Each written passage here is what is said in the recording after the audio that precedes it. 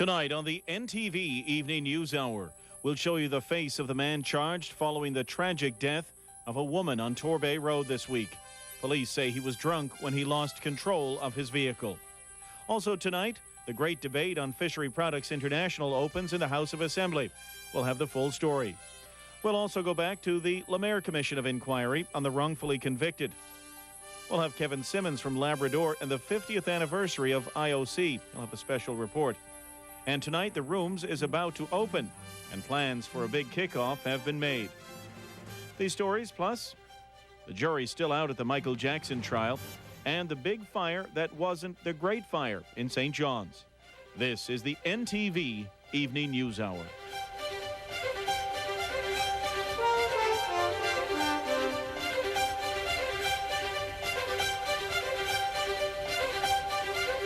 Newfoundland and Labrador's #1 newscast, the award-winning NTV Evening News Hour with Lynn Burry, Brett Hutton, and Tony Marie Wiseman. Good evening, everyone. Also in tonight's newscast, a replica of the Vickers Vimy set to retrace some history. We'll tell you about that coming up in just a little while. And as well, the review of the insurance industry in Newfoundland and Labrador continues. Ken Regular will have that story for us. Lynn? But first of all, this evening, Sharon Snow has our weather preview. Well, hello there, Lynn and Fred. Good evening, everyone. Just a gorgeous day today all across the province. It is currently 11 degrees right now outside in the city of St. John's, but rain is in the forecast. I'll have all the details a little bit later with your AMAC weather forecast. But first, it's back to you, Lynn, for tonight's top news story. Thank you, Sharon. And we begin this evening with the latest development in that tragic car accident earlier this week in Torbay. Christopher Woodfine, the man charged in connection with the death of 60-year-old Juanita Bromley, has now been released from custody. 26-year-old Christopher W. Woodfine has been released from custody after posting a $1,000 cash bond, two $20,000 sureties, and surrendering his driver's license. He's charged in connection with an accident involving this car. Police say that Mr. Woodfine, who has been charged with impaired driving causing death, 2 counts of impaired driving causing bodily harm, and a single count of refusing to provide a blood sample, was the driver of this pickup truck that crossed the center line and slammed into this small car. There were 3 people in that car. 2 were on their way to the airport. 60-year-old Juanita Bromley was killed in that collision. Her 17-year-old granddaughter, seated in the rear, was headed with her grandmother to Toronto for a vacation, as well as the girl's friend. They were both taken to the hospital, where they remain at this hour. The granddaughter has been taken off life support, and her condition has improved, while there has been little change in the condition of the 30-year-old male driver. Mr. Woodfine was treated in hospital and released, but remained in police custody until today's court appearance. He will return to court for election and plea on July 20th.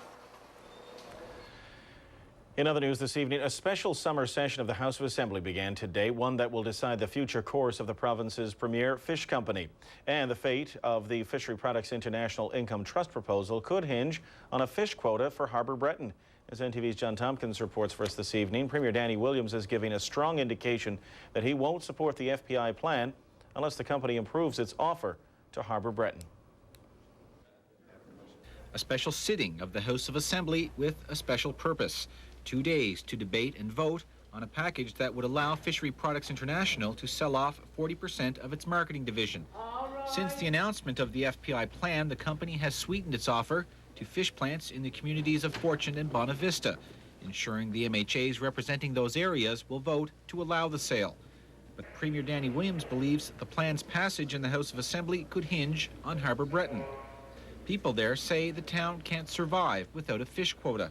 The Premier has been keeping representatives from Harbour Breton close by during the proceedings. He told reporters that without a quota for Harbour Breton, he may not support the proposal. I mean, the question is, I can sense from the members in the House of Assembly, particularly our government members, that, something has, including myself, that something has to happen for Harbour Breton in order for them to vote in favour of this income trust. Now, that would be one of the factors. There's a lot of other factors that would be taken into consideration. But right now, status quo, from my perspective, is that if there's nothing new put on the table for Harbour Breton, at this point in time, I would be voting against the transaction if that doesn't happen. During question period, the Premier refused to be an apologist for FPI. He deflected the opposition's attack on the proposal back to the company. Mr. Premier, are you prepared to commit that there will be no agreement without a quota secured for Arbor-Breton from FPI? The Honourable the Premier. What we have before, as the Honourable Member understands, what we have before the House is pretty well a black and white situation. The proposal that we have before the House right now is what the House has to consider. We are working behind the scenes and in the scene, basically, to try and obtain greater concessions. What will have to happen in this House, at the end of the day, all honourable members are going to decide whether, in fact, this is going to pass or not. If the company wants this to pass, then I would suggest to the company that it seriously consider what it has on the table for Harbour-Breton. And that's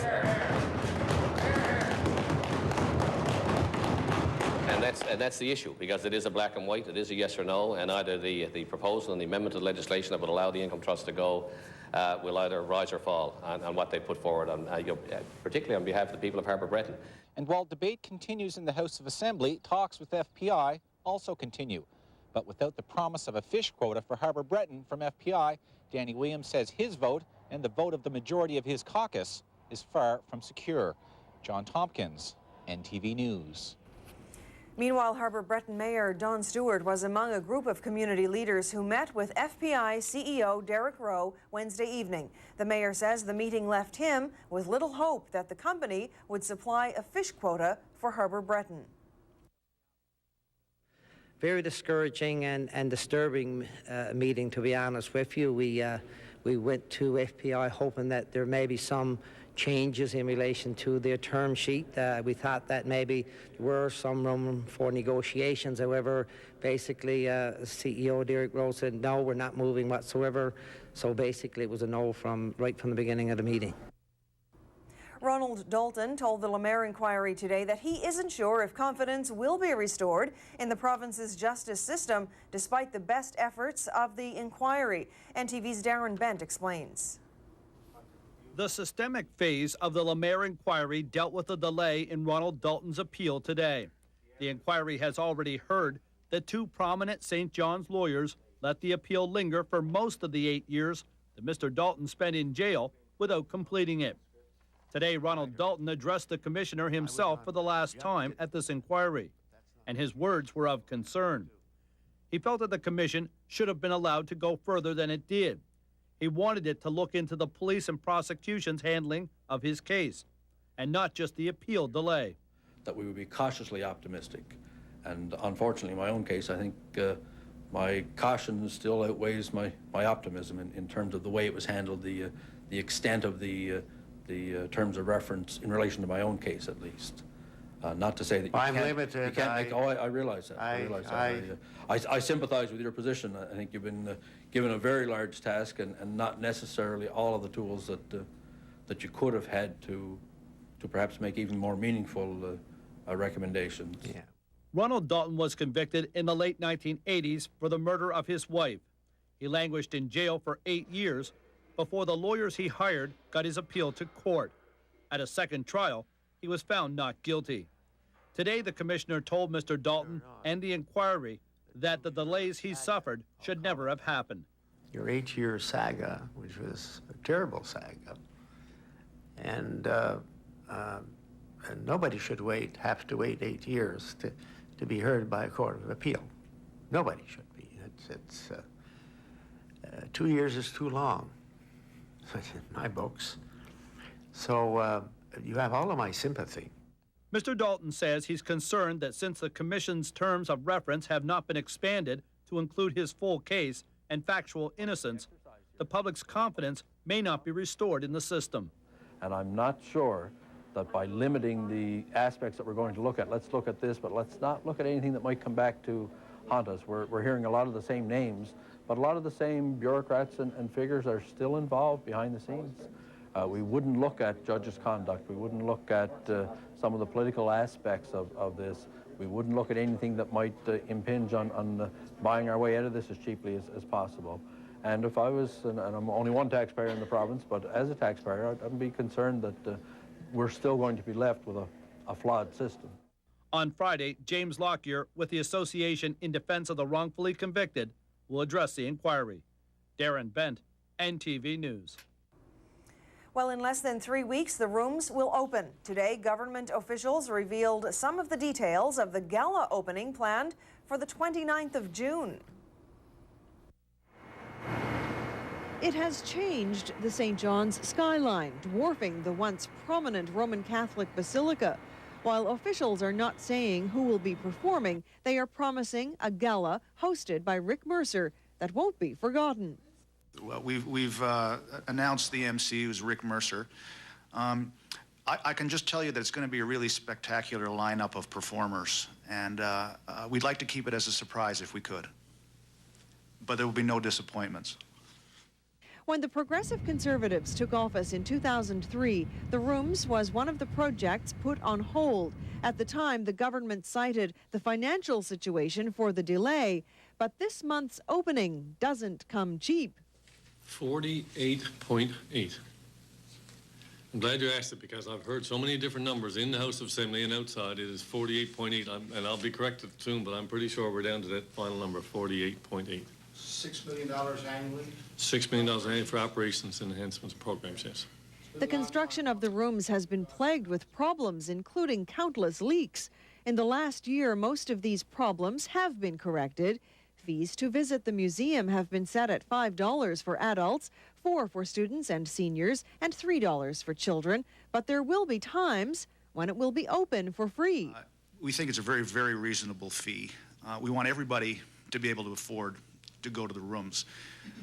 We also have one Saturday per month and a Wednesday evening set aside where people can come to the Rooms for free. We don't want there to be any barriers to keep people from experiencing what truly belongs to them. Today, the Bank of Montreal Financial Group announced that they will be the first financial sponsors of the Rooms, and a donation of just under $38,000 will help offset the opening gala's costs. Well, turning now to some economic news. North American stocks all closed higher today despite a near $2 increase in the price of oil. Here's our business report for you now in detail. Tonight's NTV Business Report brought to you in part by Beltone, helping the world hear better.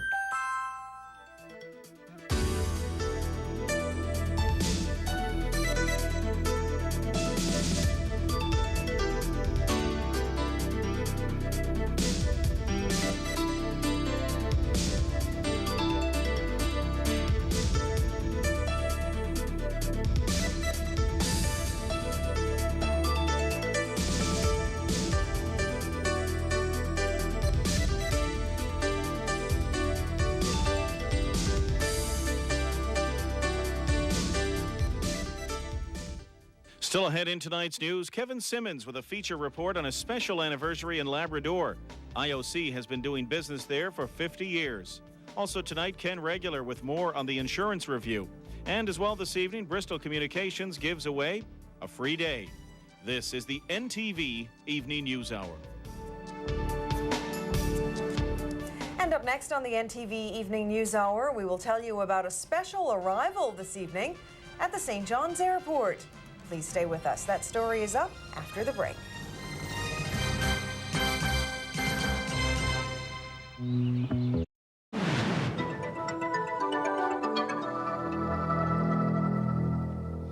Welcome back to the NTV Evening News Hour, everyone. It's been a long time coming, but a replica of a 1919 Vickers Vimy is en route to St. John's and should arrive at the airport within an hour. The replica of the Vickers Vimy biplane is being flown by Mark Reholtz and John Lanoux. The plane left Quebec City this morning en route to St. John's International Airport. The plane and its crew will spend about a week here before attempting to recreate the historic flight of Alcock and Brown to Clifton, Ireland. It was back in 1919 when British aviators Captain John Alcock and Lieutenant Arthur Whitten Brown made the first non-stop flight across the Atlantic. Flying a modified Vickers Vimy 4 twin-engine bomber, they took off from Leicester's Field in the late afternoon hours of June 14, 1919, and then crash-landed in a bog in Connemara, Ireland, at about 8:40 in the morning on June 15th. Crossing the coast at 4:28 p.m., they flew 1,890 miles in 15 hours and 57 minutes at an average speed of 118 miles per hour. Back in 1969, to commemorate the 50th anniversary of the flight, NTV's reporter Ken Meeker spoke to one of the living witnesses to the historic flight. Well, you've got some pictures here in your album that were taken on the same day they took off. Let's have, if we can now, look at them. Now, let's start up over here in this corner, I guess. These are the airplane itself. It looks like they're just putting the propellers on again and getting it ready for takeoff. These are some close-ups, I guess, servicing the airplane. Down here, this one above, you mentioned these little chaps standing out in front of you are the pilots. That's Alcock and Brown. Yeah. I was standing in a bunch of people in front of this. Somewhere in there. Somewhere in the crowd. That's all. The crew was supposed to reach Newfoundland much earlier than this, but mechanical problems and weather has hampered their journey.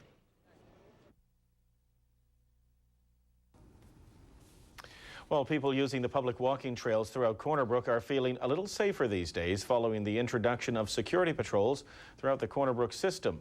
Here's NTV's Don Bradshaw with more. The Corner Brook Stream Trail Network doesn't have the reputation as being a dangerous place for walkers or joggers, and that's just the way the group responsible for maintaining the trails wants to keep it.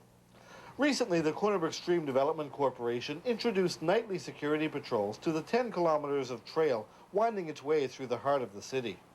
Corporation Chair Sheldon Peddle says while there hasn't been many problems over the years in relation to criminal activity along the trails, the move is a proactive approach to maintaining the safety of users. The Corner Brook Stream Development Corporation, even in the construction and the design of our trails, we've always placed the safety and comfort of our users as a top priority. To us, this is just a natural extension of that, to ensure the comfort of our users as they're walking the trail, and also to protect the investment that the community has made in the infrastructure along the trail network. In addition to regular patrols by Development Corporation staff throughout the day, PPAB Security Services has been hired to monitor the trail network nightly until well after midnight. Each security patrol is equipped with a first aid kit and cell phone that security consultant Pat Hickey says enables his patrols to keep in constant contact with police should assistance be required. If they ever encountered a problem that they felt that it was outside their realm to deal with, they would just pick up their cell phone and call the police and let them know where they're located, and they would actually kind of stand back and monitor the situation and wait till the police to arrive to allow them to take it over. Mr. Peddle says since security has been added to the trails over the last week, response from the public has been favorable. We've had quite a number of phone calls, actually. They've all been very positive, mostly from people who enjoy walking in the evening, saying they're much more comfortable walking by themselves, now knowing that there is assistance on the trail if required. And it provides them with a lot of safety, right? To know that, well, while I'm walking through here, if we do encounter a problem, I mean, anything could happen. Somebody could walk through and stumble over and break their leg or twist their ankle and have trouble. In 10 minutes, the security's going to stroll on by and provide you with the assistance that you need. The security patrols will continue throughout the summer, and the Development Corporation says it's considering maintaining the program throughout the winter months. In Corner Brook, Don Bradshaw, NTV News. Portions of one of Corner Brook's main shopping districts are getting a bit of a facelift this summer. For each of the past 3 years, the Corner Brook Downtown Business Association has been working on sprucing up the appearance of the West Street, Main Street, and Broadway sections of the community. With much of the facelift already completed, workers today are busy adding new sidewalks to the lower section of Broadway. The work involves adding new curbs to both sides of the road, as well as replacing concrete sidewalks with new walking areas made from interlocking brickwork. In addition, antique-style street lamps will be installed in certain locations along the walkway to boost the visual appeal of the area. The project, funded by both the Downtown Business Association and the Atlantic Canada Opportunities Agency, is budgeted at close to $1 million. Well, obviously a nice day to have an outdoor type job in Corner Brook and in many areas of Newfoundland and Labrador today. The sun was shining. That's right, not a bad day at all. And Sharon Snow is standing by live this evening to let us know what we can expect tomorrow and the weekend. Hi, Sharon. Hello there. Current temperature still 11 degrees. You're right, it was a beautiful day today all across the province. Just gorgeous. We thoroughly enjoyed it, but we do have a little bit of rain for tomorrow. It will start from west and move east word. And so that means, I guess, by tomorrow afternoon, well, we'll have some showers to start our weekend. But nonetheless, it is the weekend, so I think that'll make up for it. We're at the Fairmont tonight, and joining me are some ladies, all about guiding, girl guiding, celebrating 95 years. So it's very special. And there's conferences going on, and there's a whole lot of information that we're going to share with you. Right over here on my far left is Sharon Callahan, and she is provincial commissioner. This lady here is Gretchen McCurdy. Right. I got that right. And Gretchen is chief commissioner. Right over here is Linda Crawford, and she is executive manager who's visiting us from Toronto. When we come back, we're going to talk about girl guiding and a whole lot more, and how you could get involved if perhaps you are inclined to do so. So stay right tuned for all of that information. And right now, we'll take our first look at the weather, as always, with our continental satellite shot. Tonight's AMAC weather forecast is brought to you by Petro-Canada, supporters of the St. John's Boys and Girls Club, part of your community. Much of Western Canada continued to be unsettled today with variable clouds and occasional showers under a weak upper trough, while a ridge of high pressure east of the Maritimes kept Atlantic Canada pretty fair today. In Atlantic Canada, speaking of that, a low pressure system will move into the Gulf of St. Lawrence on Friday, then track across the island early on Saturday. Clouds will increase and rain will spread from west to east. General rainfall amounts will be about 10 to 15 millimeters, but southern Newfoundland could see as much as 30 millimeters due to a risk of thunder showers on Friday evening and early Saturday morning. Still ahead in tonight's news, still no word from the Michael Jackson jury, and speculation increases as to what it means. Mark Dwyer will be by with his sports report on the mark. And on Today in History, flames whipped through the streets of St. John's again. This is the NTV Evening News Hour. And up next on the NTV Evening News Hour, we'll have a report from Colleen Lewis from Central Newfoundland. Questions about the future of the College of the North Atlantic and programs in Grand Falls, Windsor. We'll have that story for you next.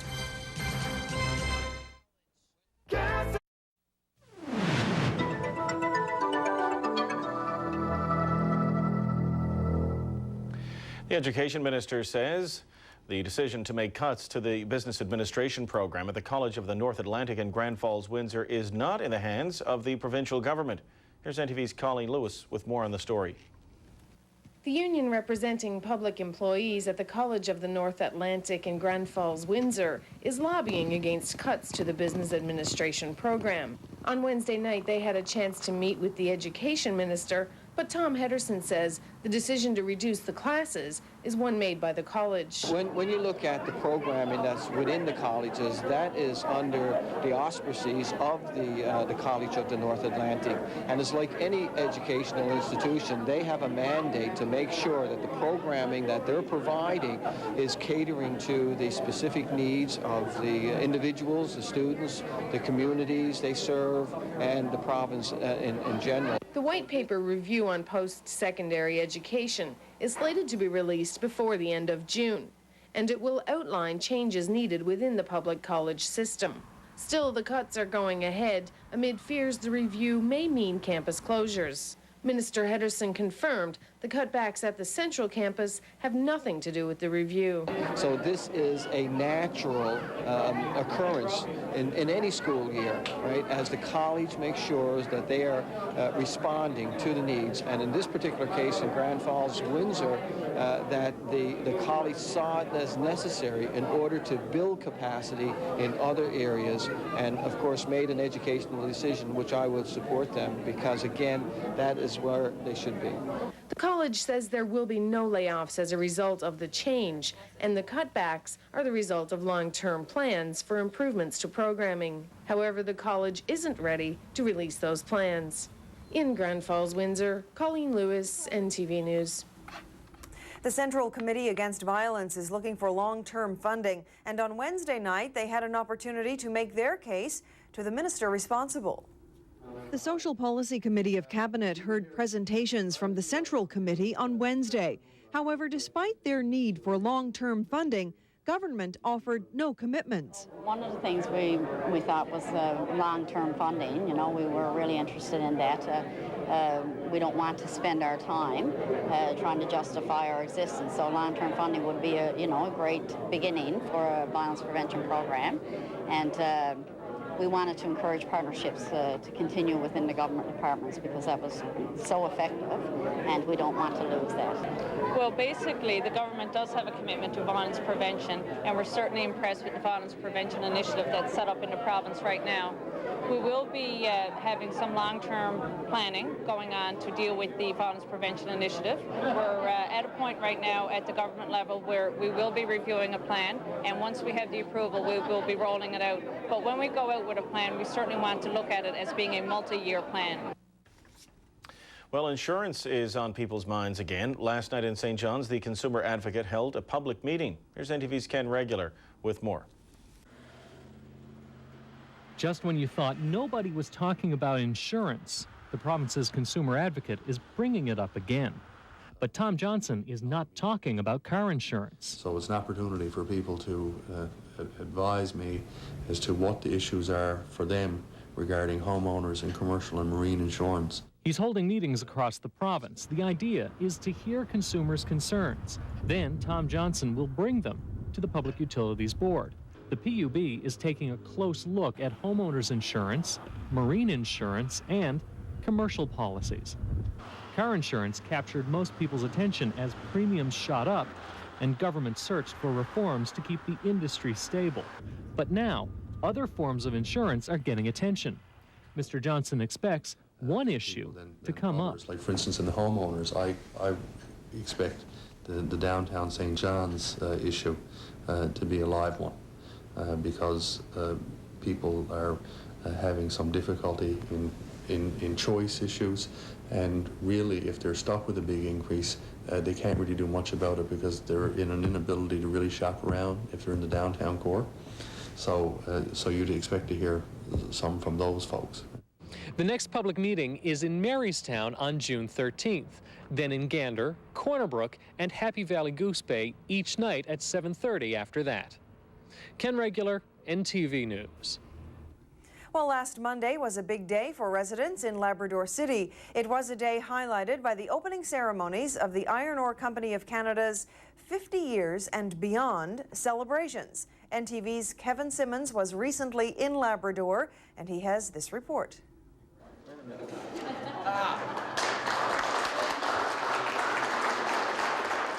50 years and beyond.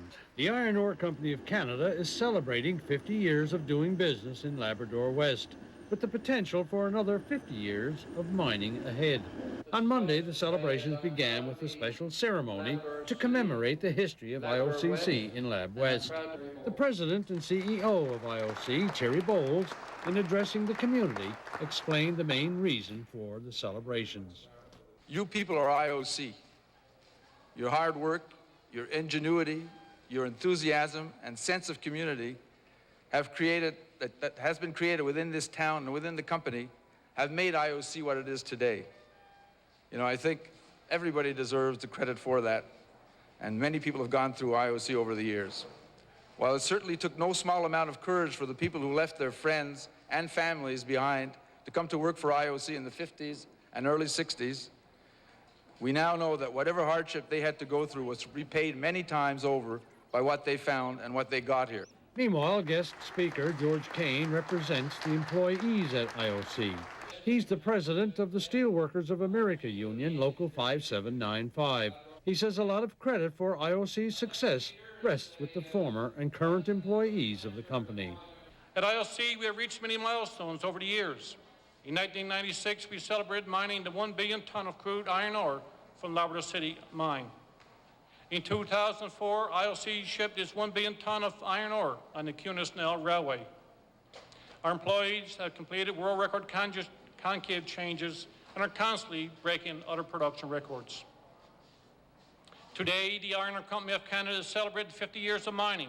And as we look forward to the future, it's important to remember those men and women, those resourceful pioneers that built IOC in our community.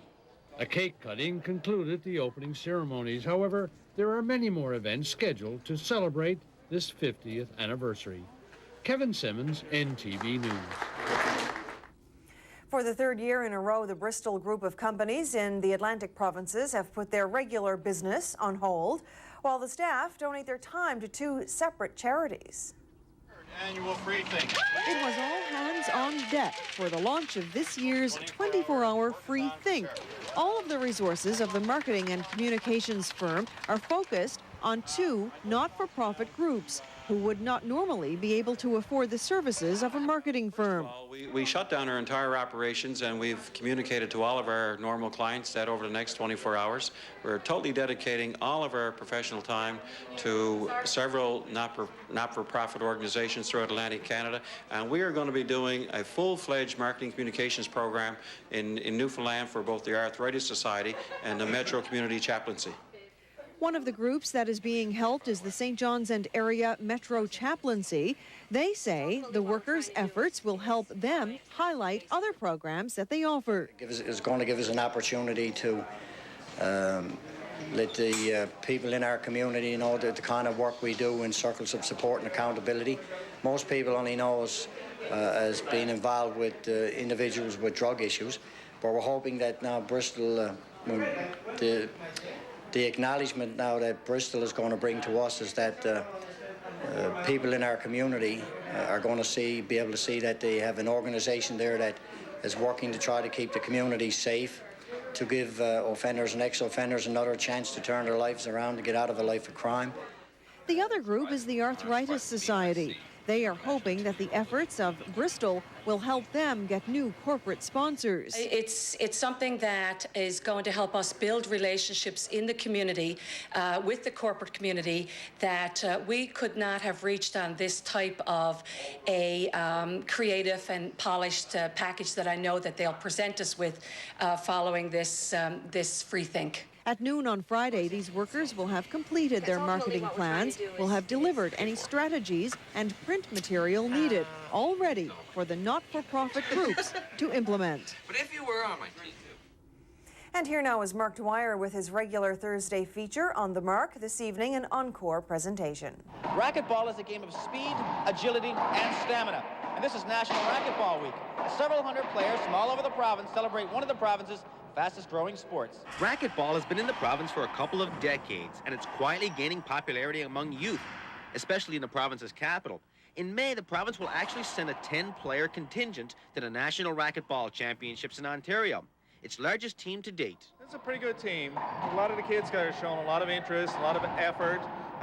They got some good chances as we go away. They'll perform reasonably well. Reasonably well, though, might not mean medals, although a couple of kids can compete with anyone in the nation. We're hoping for big things, but it'll be a little realistic to say that they're going to have a little bit of a hard time. Although it's not likely Newfoundland will dominate on the national scene anytime soon, there's a tremendous amount of potential in this province.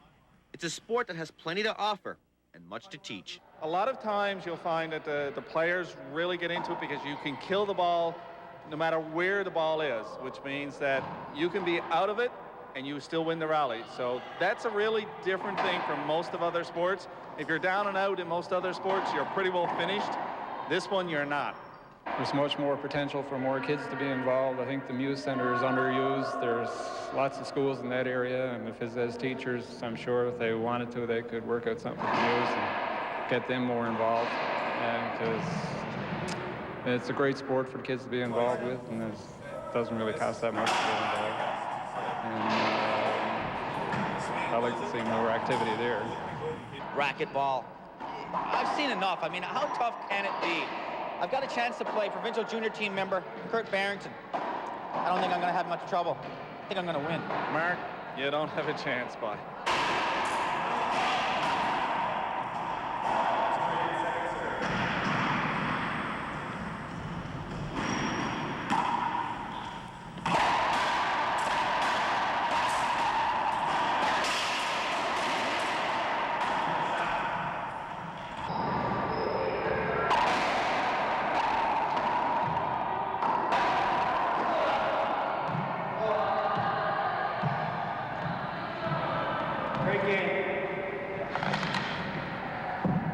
Well, I guess I'm not going to make it as a racquetball player, but these guys certainly are. For NTV Sports, I'm Mark Dwyer. Well, turning now to national news, the Supreme Court of Canada has struck down Quebec's ban on using private insurance for services covered under Medicare. 4 of the court's 7 judges involved in the decision concluded that wait times in the province have grown too long, and denying patients the right to seek private health care insurance violates Quebec's Charter of Rights. The question now is, what does the ruling mean for health care in Canada? We get the story from CTV News.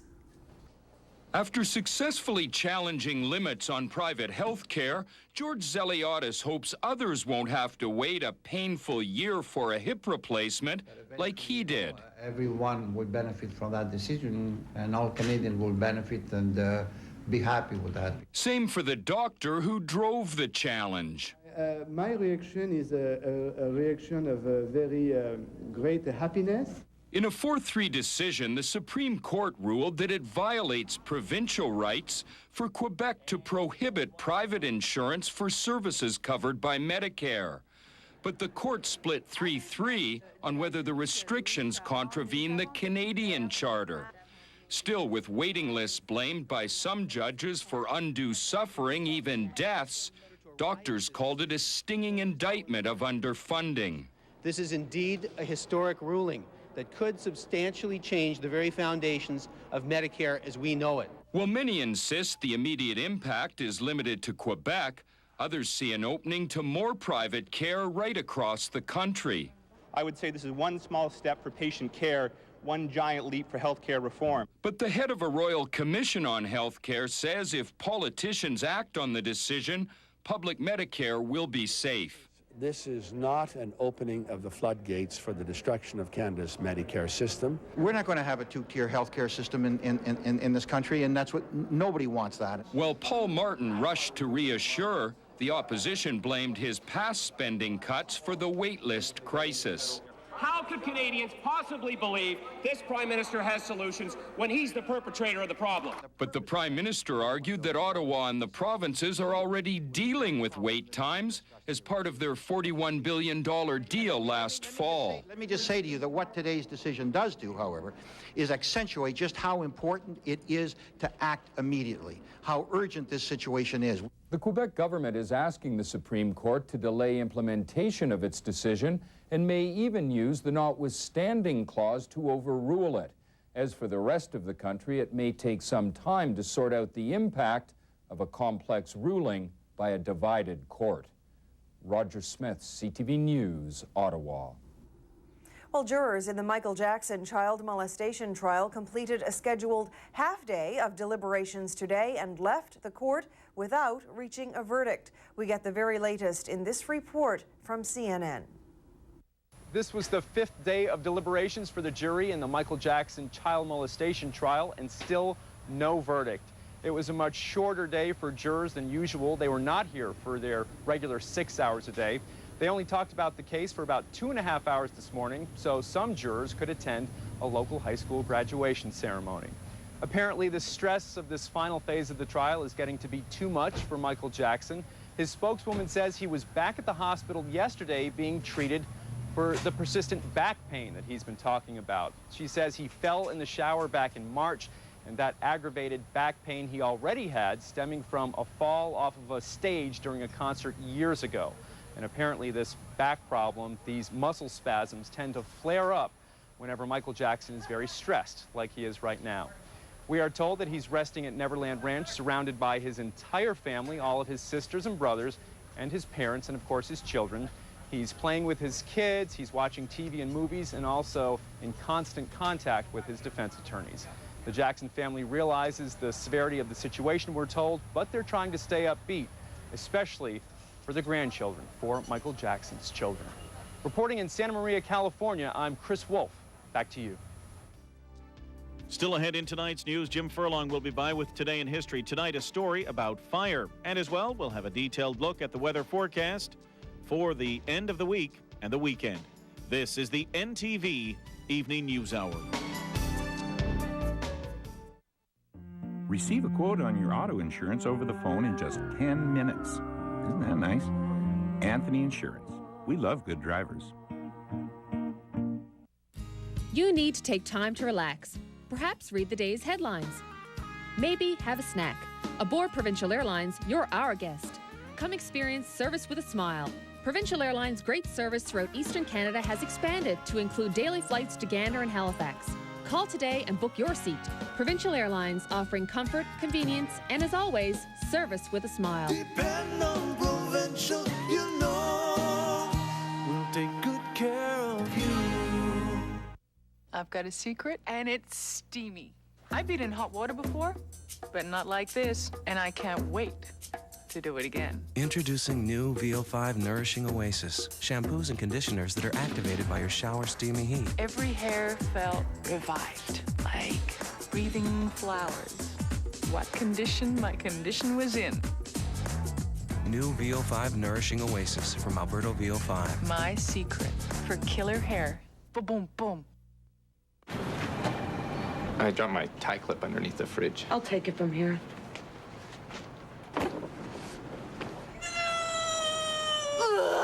Remember, Subway only makes you feel like a superhero.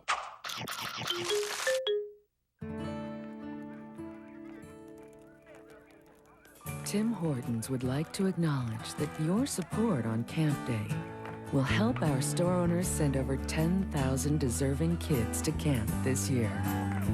It'll be an experience that can open their eyes to their own potential.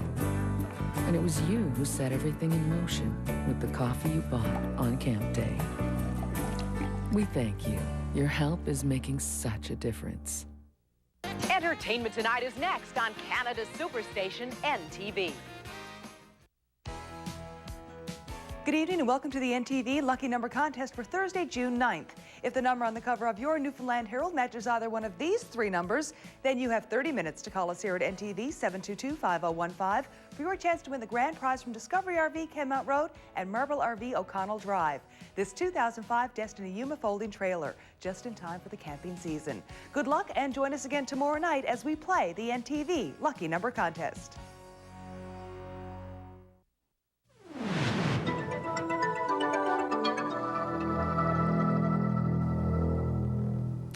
Welcome back to the NTV Evening News Hour, everyone. From the world of sports, we're going to begin with hockey. Some new inductees to the Hall of Fame. The Hockey Hall of Fame has three new members: former Boston Bruin Cam Neely, former Soviet star the late Valery Harlamov, and former Canadian Hockey Association President Murray Costello were named to the Hall yesterday. They will be inducted in November.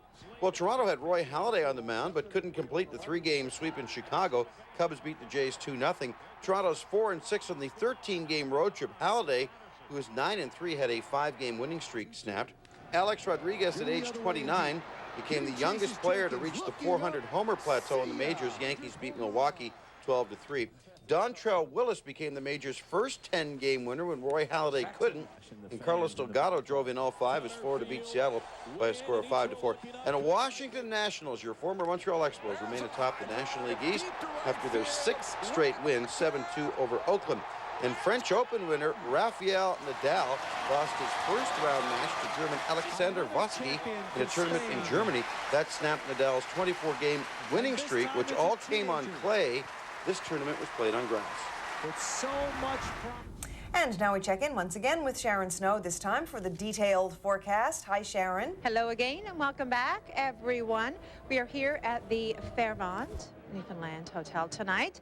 It is still currently 11 degrees outside and the winds are out of the east at a mild 15 kilometers per hour.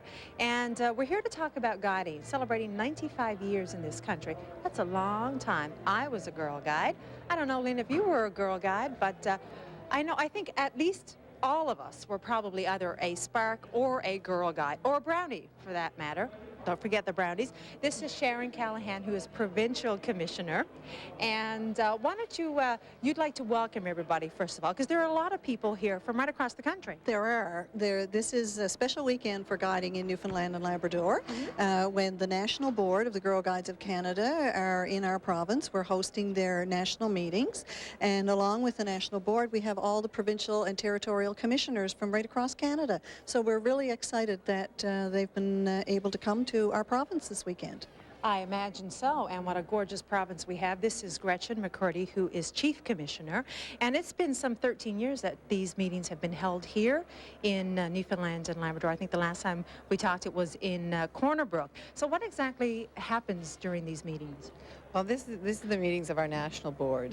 So we try to take these across the country and stop in different provinces, which is why we haven't been in Newfoundland for 13 years. But we're back here. I'm really pleased to be here, and this year as we celebrate our 95th birthday, and we will celebrate with the guiders from Newfoundland. While we have our meetings, we take the opportunity while we're in the province to meet with guiders from throughout Newfoundland. So they're all coming to join us on Saturday and spend several hours with us, telling us the things they like about the organization, the things they'd like us to change, and it's the way we bring the voice of our membership to the things that we're doing. I guess a lot has changed in the 95 years of guiding that you know, you've been a part of. It's just absolutely tremendous. Now I want to talk to, this is Linda. You'll excuse me for a second, Gretchen. This is Linda, and she's Executive Manager. So tell us about this new initiative, Growing Guiding. Yes, we have a new initiative called Grow Guiding. It's a national initiative, and what we're trying to do is attract girls and women from across the country to join our great organization. A lot of things have changed in guiding over the years, 95 years, and a lot of change has happened. So we're going to get out into the public and let people know what guiding's all about, let them know how fun and exciting it is for both girls and women to join, and we're going to set the stage to welcome them to join us. Now, there's a 1-800 number, I believe. Can you tell us that? Yes, 1-800-565-8111 is the 1-800 number, and that is actually answered locally here in Newfoundland. And the people at the other end of the phone will help anybody who is interested in joining guiding. Wonderful. Thank you so very, very much. And there's one last bit of information and important business that we have to take care of. So Sharon, why don't you tell us briefly about that? Sure. Sharon, guiding is only as good as the community support that we have. And this year in Newfoundland and Labrador, our guiding community instituted a series of a new award called our Trefoil Award. And we would like to present you for NTV with the Platinum Award for the outstanding support that NTV has given to Girl Guides in this province over the years, and we really appreciate this support. Oh, thank you very much. It is my distinct pleasure to be able to present you with this, Sharon, and show our appreciation for all that NTV has done for us for guiding in Newfoundland and Labrador. It's a pleasure to have community partners who care so much. Well, thank you so very much, and we're always here to help, of course, and part and parcel of that is just by being here tonight and participating in our weather hits and getting the information out there about guiding. So thank you so much. More than happy to accept this on behalf of NTV. We're going to turn our attention now to the extended forecast. Let's take a look at that, shall we, with temperatures across North America today. Tonight's AMEC weather forecast. Brought to you in part by the all-new Pontiac Montana SV6, a new era of family adventure. In the Bahamas today, high of 31 degrees with showers, sun and cloud in Calgary and 16, sun and cloud in Halifax today as well, and 21, sunny in New York, and 29. Our daytime high here in St. John's was 13, sun and cloud in Toronto today, and 30. Vancouver, a high of 19 with a mix of sun and cloud. Our Canadian temperatures now in Edmonton today, high of 23, sun and cloud. Sunny in Fredericton and 24, more sun in Fort McMurray and 27, Goose Bay as well, gorgeous day, 14, Halifax, sunny and 21, Iqaluit, sunny and 7, Vancouver, 19 and sunny, sunny in Whitehorse and 25 degrees. For Newfoundland this evening, temperatures from 4 to 7 overnight, partly cloudy skies for the entire island. The winds will be out of the south and they will be light. For tomorrow, temperatures look like this, from 14 to a high of 18 in Gander and Central. Increasing cloud for St. John's and the Avalon Peninsula. Showers developing along the south coast. Risk of thunder showers for Port aux Basques and Corner Brook as well for tomorrow.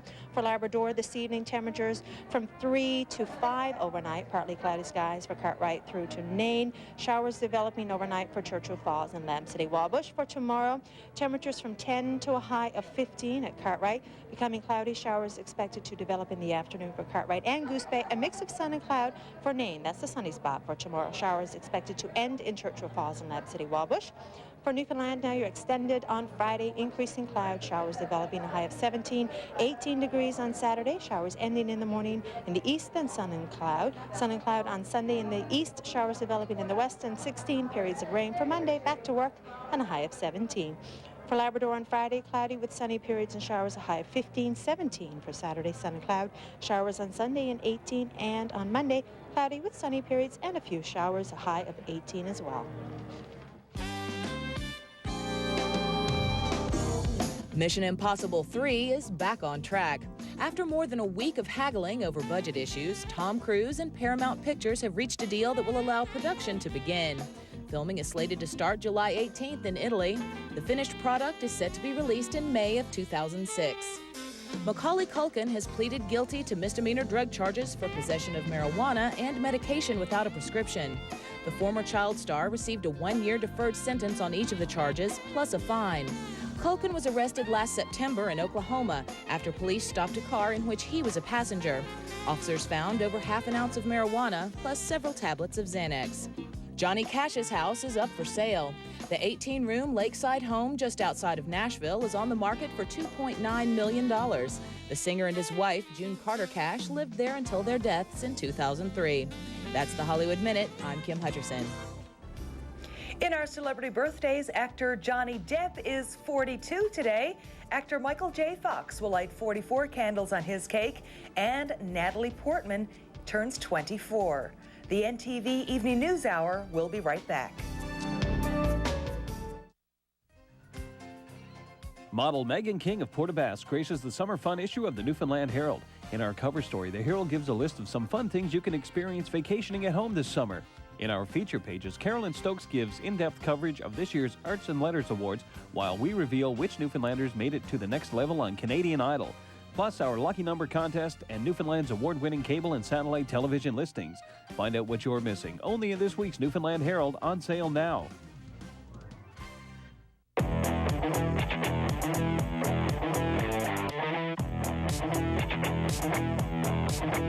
It's the Pontiac Fill It Up event.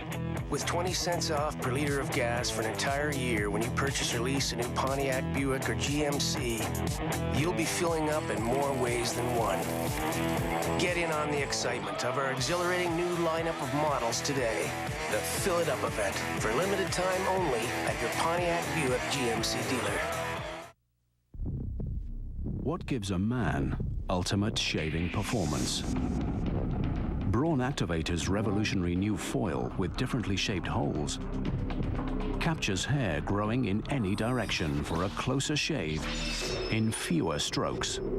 And the world's most thorough automatic cleaning center leaves it feeling like a new shaver every day.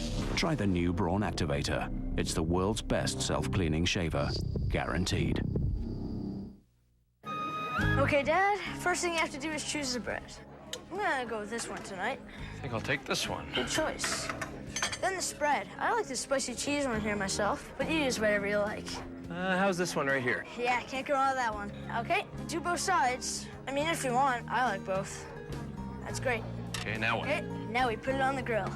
Just like this? Excellent. Grill your own bread and pizza delight. Hey, you're getting pretty good at this, Dad. Thanks.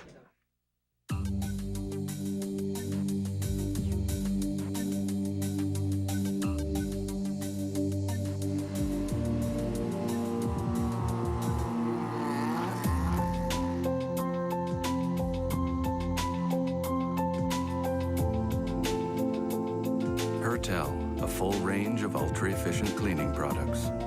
Biodegradable, non-toxic. Hertel, taking care of you. I'm Lloyd Robertson, and you're watching NTV, Newfoundland Television.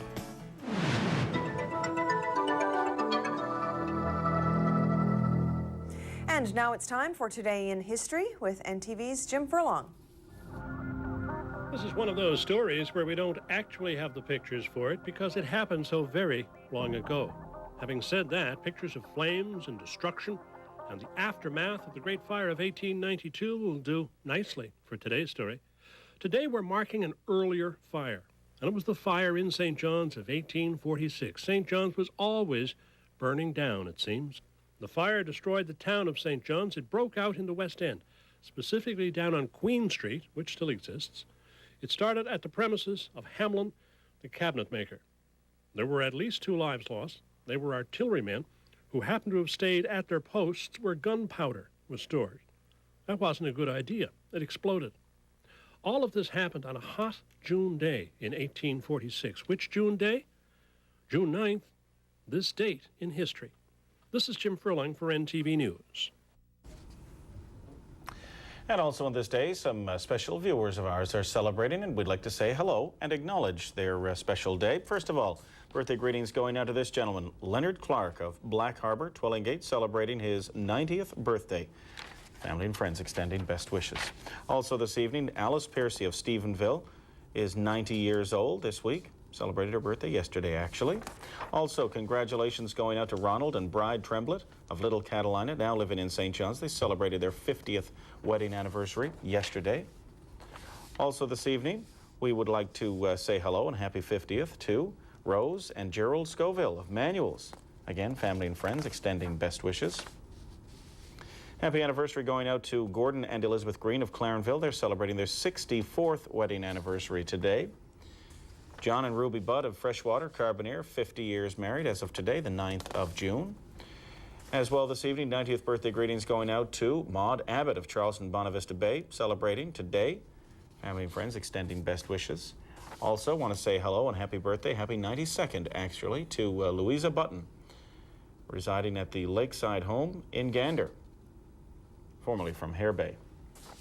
And as well this evening, Mildred Jewer, 92 years old, of Botwood, formerly from Old Bonaventure, celebrating today. And again, family and friends are extending best wishes to you on the occasion of your 92nd birthday.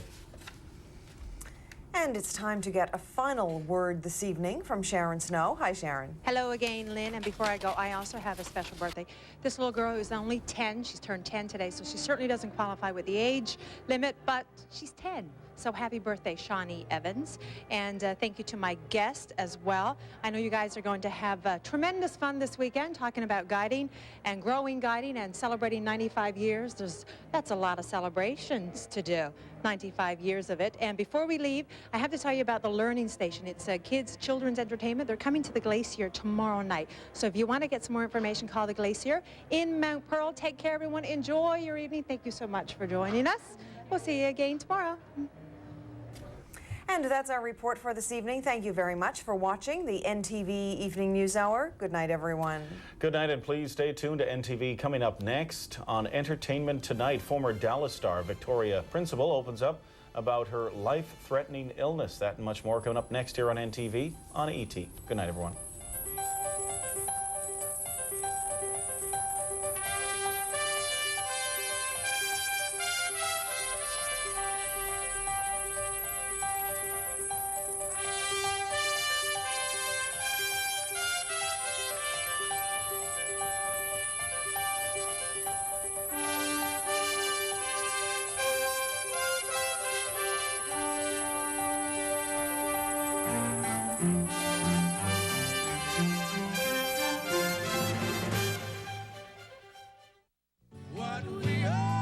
You're watching Canada's Superstation, NTV. We reach for the